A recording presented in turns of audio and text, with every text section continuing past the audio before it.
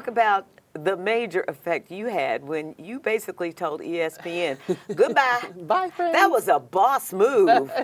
You know, it's interesting because that was it. If you go back and look at I think it was my junior year at Georgia, and we all had to fill out like a questionnaire, and it's like, what's your dream job? And mine was just ESPN reporter.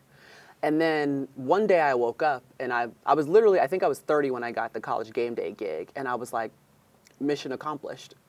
What's next? You know, like it's a weird place to be in where you've realized a lot of the dreams and the goals that you've set for yourself, and you're wanting more. And then you're at a place where they want to give you as much as humanly possible, you know, but at the same time you're like, I just feel like there's something else out there for me.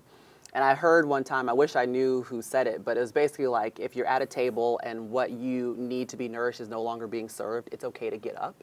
And I was like, it is okay to get up and leave. And everyone in the whole wide world can think, how could you leave the worldwide leader? And because I wanted to go lead somewhere else. You know what I mean? I wanted to be true to myself. And the first thing that I did when I got to NBC was work the Olympics. And I just remember being there and the way that they pour into female athletes, because track and field was huge.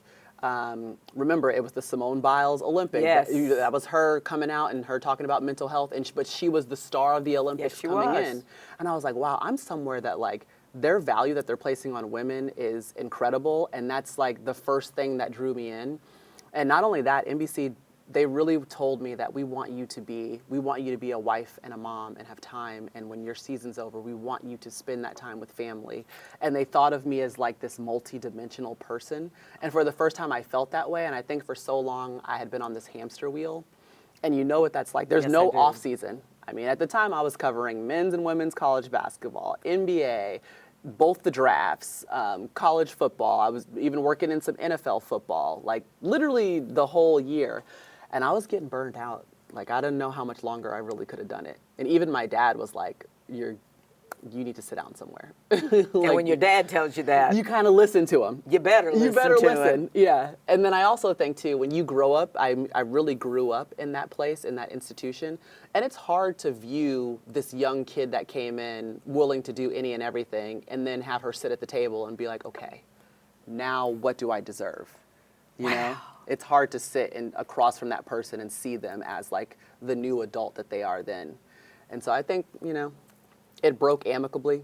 It's beautiful. All my friends are still there. I still talk to them all the time. But I absolutely love where I am now. And I love that I chose myself despite what anyone could have possibly thought about the situation.